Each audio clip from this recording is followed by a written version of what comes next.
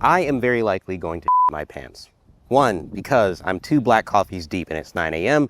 And 2, because I'm 2 black coffees deep, it's 9 a.m. and I'm about to drive the Corvette ZR1. Finally! I've been waiting to drive this car longer than it took Young Thug to be freed from his federal case. I've been waiting to drive this car longer than it will take to talk to a Fisker Ocean customer representative. I've been waiting longer to drive this car than it'll take for us to get GTA 6. But now it's finally happening. It is finally happening. You guys already know what the deal with this car is. 1,000 horsepower, rear-wheel drive, twin-turbo Corvette. Let's just drive the thing. All right, first cold start on the ZR1. Not that I don't know what this is gonna sound like, but let's do that. Let's do that. Oh, yeah. I like that. I like that a lot. I like that noise. So when just doing basic cruising, it's very chill, very docile, as I would expect. The thing that people don't realize about the ZR1 is that, at least depending on the package you get, it's not actually supposed to be the most hardcore suspension, like, driving version. It actually is kind of supposed to be like the GT car that just also happens to go really, really, really fast, which hopefully we get to experience a little bit later. But it's actually meant to be like a very compliant, road trip worthy car. And so far it seems like that's something you could definitely do. You can definitely feel the road, but not to the point of any discomfort. But we'll explore that a little bit more once we actually get out onto the road.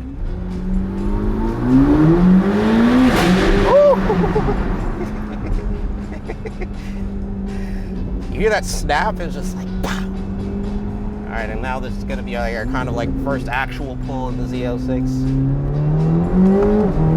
Oh, yeah. Okay, immediate difference from Z06. I said Z06 before. Immediate difference in the ZR1 versus the Z06. That turbo spool, that shove, oh yeah, that's very much real. But it is actually extremely linear. It doesn't have that McLaren kind of just like kick you in the back. But you can feel that there's so much more, like so much more bandwidth than when I'm extracting in just these tiny little 5-second pulls. And yeah, it really does sound very similar to the Z06, even when getting it up like higher in the rev range. And then of course, my favorite thing is that if you pull both paddles like this, you can you could free rev. Surprisingly, even with these, I think what are the largest production car turbos ever put in a car, at least in an American car, you still get a lot of really good sound. I thought that was going to be one reason why I maybe didn't prefer the ZR1 versus the Z06, is because you're not getting the same insane NA sound, but they really did figure out how to make this car still sound really good despite having turbos that are effectively the size of my head. When I first saw this car in Michigan and they had like the engine and the turbos laying out on a table, they were like basically the size of my head. Insanely big turbos. I think that's what surprises me the most, is how actually similar it is to the Z06, like character-wise. It doesn't feel like a drastically different car, besides it being, you know, much more powerful, much more powerful. And so I guess I'm wondering, if you still get the really awesome sound theater, where's the compromise, you know? Because now you're getting all this extra power as well. The aerodynamics are awesome. The suspension is actually very livable, very compliant. Why, I mean, outside of, you know, the money part of it, why not get this over a Z06? It kind of just is, in some ways, just the better Z06. And I never thought I'd actually be saying that. Yes, yes, wow, wow.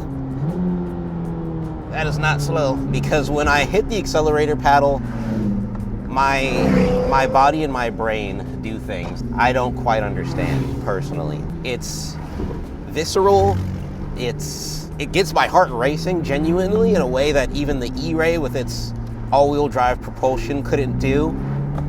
Yet it's so usable, it's so competent, it does really everything you want a Corvette of this kind to do. Minor nitpicks, you know, the paddle shifters still aren't like my favorite feeling paddle, and as someone who likes to like use the cars in manual mode, it's not like my favorite like feeling paddle shifter. But I mean, you could solve that yourself with some aftermarket magnetic paddles, no problem. And then this turn signal stock. it's not, it's still the same mushy boy that we have in like the Chevy Trax. But other than that, man, this is Corvette at its best. Well, no, it's not Corvette at its best because we haven't driven Corvette at its best, because that car is the ZR1X with an extra 200 horsepower, super casual. Handling is more or less what you would expect for a C8. It's a big car, so it's like hard to compare something like this to a 911, and especially a Cayman, which is much smaller. It's a big car, which makes it great for doing GT things and feeling like a GT car in chill cruising scenarios. But despite that, it handles very well. The steering, pretty responsive. I like the way it weights up when you've got the car in track mode, and it's nice and light and soft when you've got it in touring mode, in the normal modes. You certainly do feel that weight a little bit when doing hard braking, but we do have massive, and when I tell you massive, carbon ceramic brakes with really beefy pads and calipers to stop this thing on a dime, so bam. And that wasn't even like me stabbing the brake pedal. There goes the spin, there goes the spin. So we're gonna try to do a launch uphill and see what happens. Let's do it, now that we've got some signal for the dragging.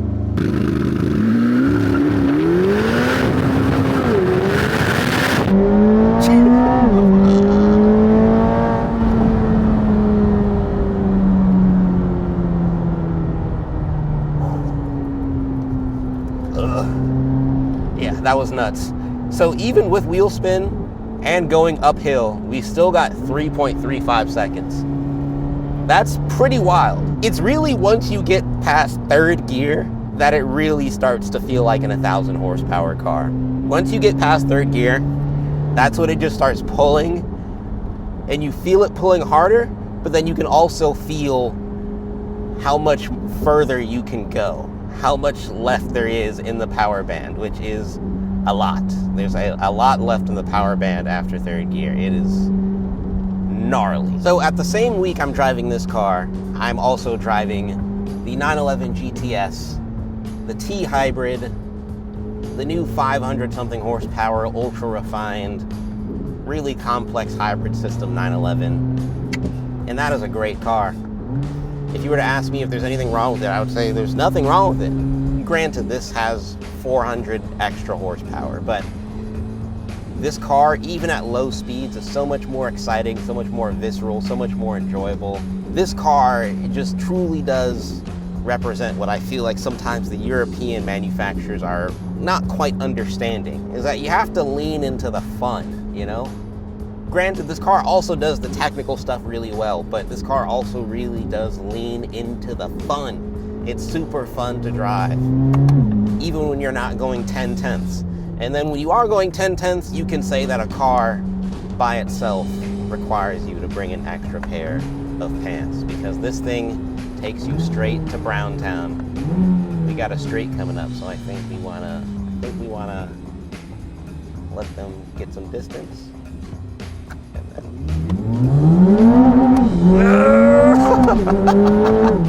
Wow. And then into the corner we go. Wow. Yeah, buddy. Wow.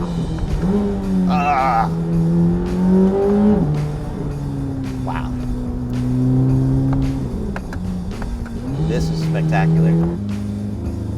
Here we go.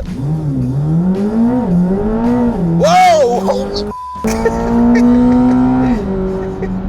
oh man, it is crazy to just like not only spin in like third gear, but to then feel the car like start to go sideways in third gear after you thought you were already starting to gain traction. It's like you start with slip, you get traction, and then it's like, nah, we don't really have traction for real, so we're gonna like go like that a little bit.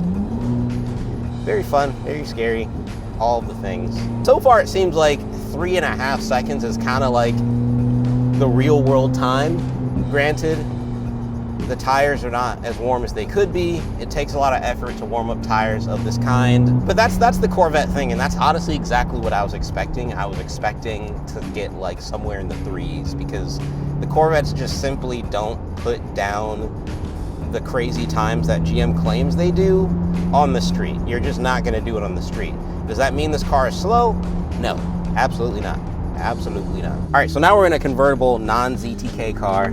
And honestly, this might be my preferred like way to do the whole ZR1 thing. Visually, it's a lot more subtle and subdued. It doesn't necessarily scream, hey, I'm a big, super powerful Corvette. But then when you want to do, you know, this,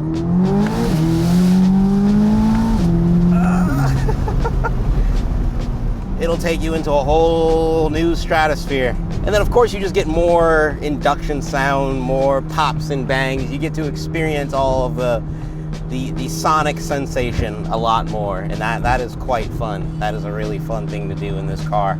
People usually like to talk about how convertibles are compromised and heavier and blah, blah, blah, blah, blah. And technically that's true, but honestly, the top-down experience with this car is a little bit more fun. Not gonna lie to you.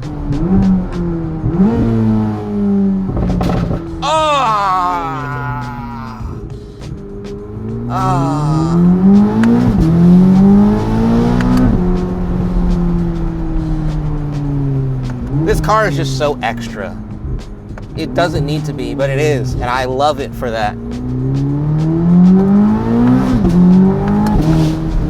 So, one of the things I'm noticing in this non-ZTK car that we're driving right now is that the suspension is even more soft and supple and compliant. This is really like, honestly, just as easy to daily drive as the Stingray. When I first drove the ZTK car, I was like, it's almost quite there, but it's not quite there. This is it. Honestly, I really think if you're not gonna be a track demon, non-ZTK convertible is the way to go. Visually, it's gonna be the same car more or less. And man, the ride is just so compliant.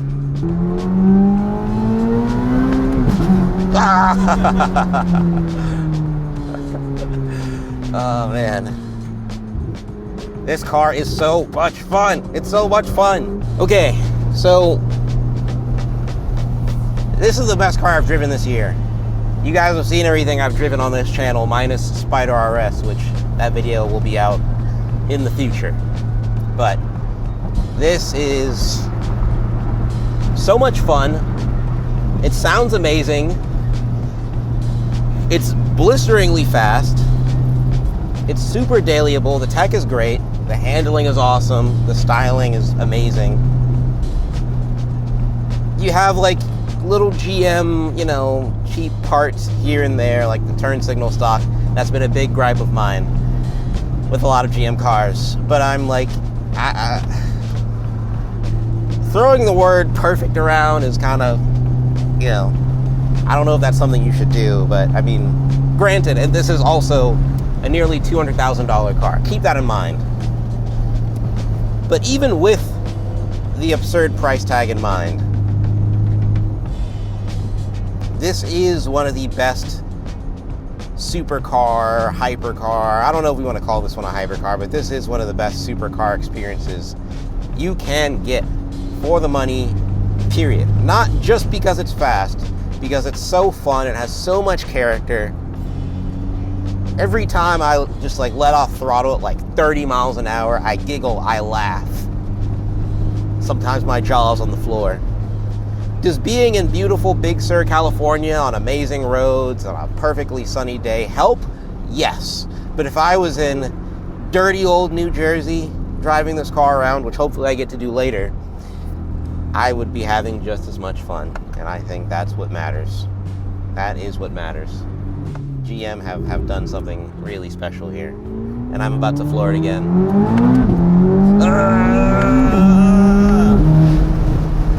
Woo!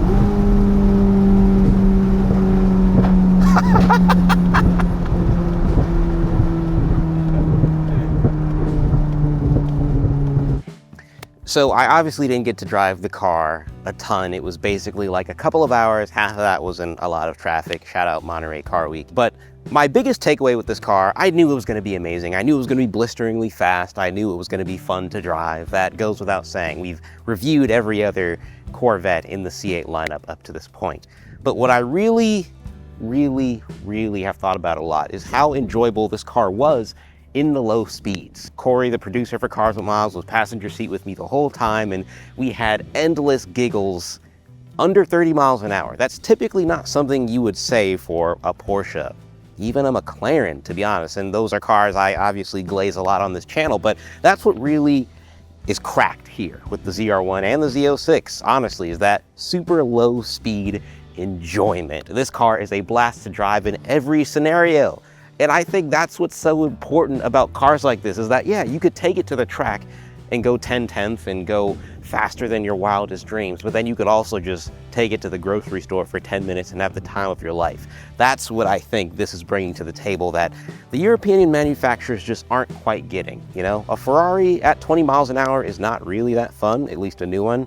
A Porsche at 20 miles an hour is not really that fun, at least a 911, which is like the closest comparison to this thing. And then McLarens as well. And then once you get into the hypercar territory, they become even more compromised.